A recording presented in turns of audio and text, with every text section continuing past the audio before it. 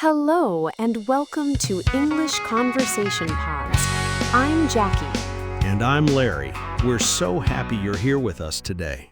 This podcast is made for people who are learning English.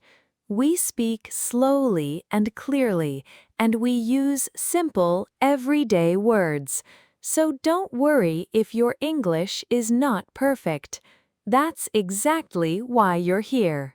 That's right, and we talk about real topics, things that happen in everyday life, things we all think about. Today's topic is really interesting. It's called The Things We Never Say Out Loud. So we're going to talk about the thoughts we have but don't always share with other people. We all have those thoughts, right? Things we think inside our heads but decide not to say. And today, we'll explore why that happens and what it tells us about communication. So let's get started. Larry, let me ask you something. Do you always say exactly what you're thinking? Oh, definitely not. Not even close. I mean, there are so many thoughts in my head that never come out, and I think that's true for most people. Right, most people. For example, imagine you're at a restaurant. The food comes, and it tastes okay, not great, but your friend cooked it, or they recommended the place. So what do you say? It's delicious, even when it's not. Exactly. You say it's delicious, because saying, actually, this tastes terrible, would hurt someone's feelings, and that's not what you want to do. That's such a good example, and I think this happens many times every day. We have a thought, and then we decide, should I say this or should I keep it inside? Right, and that moment of deciding, that's really important. In English, we sometimes call this a social filter. A filter like something that removes things. Your brain filters what you say. Oh, I like that. A social filter. So it's like your brain is checking, is it okay to say this? Will it hurt someone? Is this the right time? Exactly, and for most people, this happens very fast. In just a second, your brain decides to say it or not say it. And sometimes we make mistakes, right? Sometimes we say something and then immediately think, oh no, why did I say that? Oh, yes, we all do that. That moment when the words come out before the brain is ready, it happens to everyone. And sometimes we say things too honestly. We call that being too blunt. Blunt means very direct, very straight, no softness. Right, and being blunt is not always bad. Sometimes people really appreciate honesty. But it really depends on the situation. The situation, yeah, that's a really important idea. Knowing the situation, knowing the right moment to speak, is actually a skill. And in English, we have a phrase for this. We say, reading the room. Reading the room. I love that phrase. So, reading the room means you look around, you notice the mood, you notice how people are feeling, and then you decide what to say or what not to say. Exactly. So if everyone is quiet and serious, you probably don't make a joke. And if everyone is laughing and happy, that's not the moment to share bad news. That's so true. Timing is really everything. Even the most honest thing can feel wrong if it's said at the wrong moment. And this connects to another word I want to talk about, the word tactful, being tactful. Larry, can you explain what tactful means? Tactful means you are careful about how you say things. You are honest, but you say it in a kind way. So you don't hurt people's feelings, but you're still telling the truth, just gently. Yes, gently. I think a good example of being tactful is when a friend shows you something they made, maybe a drawing or a recipe, and it's not very good. But instead of saying, this is bad, you say something like, I can see how much work you put into this. Oh, that's perfect. That's so tactful. You're not lying. You really can see the effort. But you're not saying, I love it, when you don't. You're finding a kind truth. A kind truth. I really like that. And this brings us to another related topic, white lies. Larry, do you know what a white lie is? Yes, a white lie is a small lie. It's not a big, serious lie. It's something you say to be kind or to avoid a problem. For example, "Does this look good on me?" And you say, "Yes, looks great," even when maybe it doesn't. Right, and for our listeners, in English we call it a white lie because white is often connected to something harmless or innocent. It's a small lie with no bad intention. Right, no bad intention. And many people use white lies every day without even thinking about it. "How are you?" "I'm fine," even when you're really not fine at all. Oh, yes. I'm fine. That is such a big topic on its own, because I'm fine is maybe the most common thing people say when they don't mean it. It really is. When someone asks, "How are you?" in English, especially in a quick, passing way, like in the hallway at work, they usually don't expect a long, honest answer. It's more like a greeting. Exactly. It's a social greeting. And so people answer, "I'm fine, I'm good, not bad."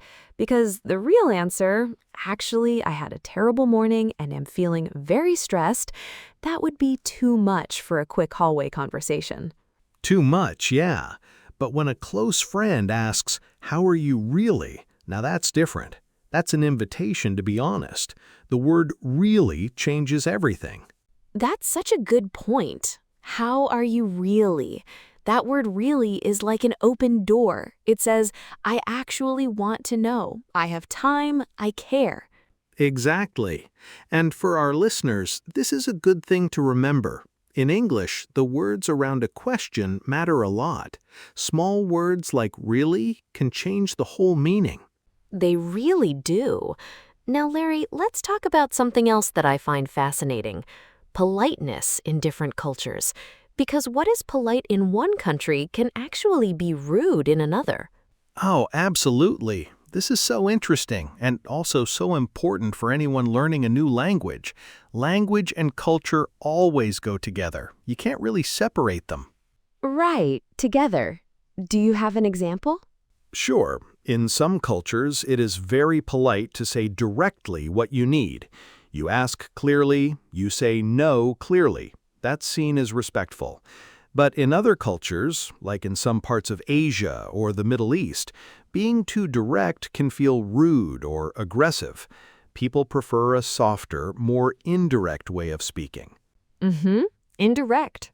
So, indirect means you don't say the thing directly. You go around it a little. You give hints, you suggest, and the other person understands without you saying it clearly. That's interesting. And this can cause confusion, can't it? Especially when people from different cultures meet. One person thinks they are being polite, and the other person thinks they are being unclear. Yes, exactly. There can be a lot of misunderstanding, and it's nobody's fault.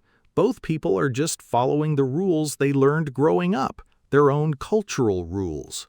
Their own rules, yeah.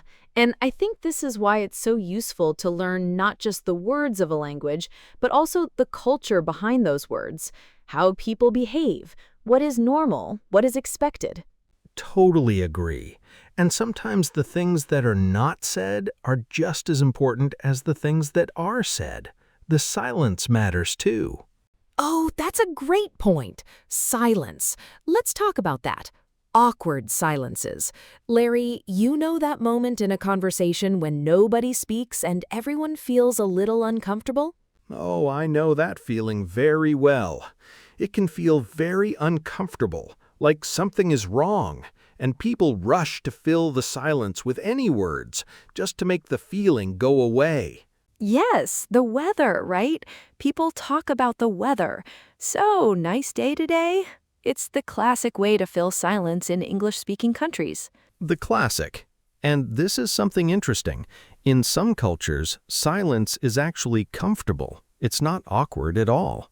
A pause between words or ideas is seen as natural, as respectful even. You're giving the other person time to think. Right, time to think. But in many Western cultures, long silences can feel strange, like something has gone wrong, so people talk, even when they don't really have something important to say. Mm-hmm. And that connects back to our topic, because those filler words, the things we say just to avoid silence, those are often things we don't really mean, not important thoughts, just sounds to fill the space. That's true, and for our listeners, some common English words used to fill space are well, like, so.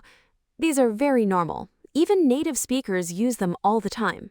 All the time. So if you use them when you speak English, don't worry. It sounds natural. It sounds human. It really does. Now, let's go back to hidden thoughts for a moment, because I think there's another interesting side to this. Sometimes we don't say something not to be polite, but because we're afraid. Afraid, yes. Afraid of what? Afraid of being judged, afraid that the other person won't understand, or afraid that saying the truth will change a relationship. So you stay quiet.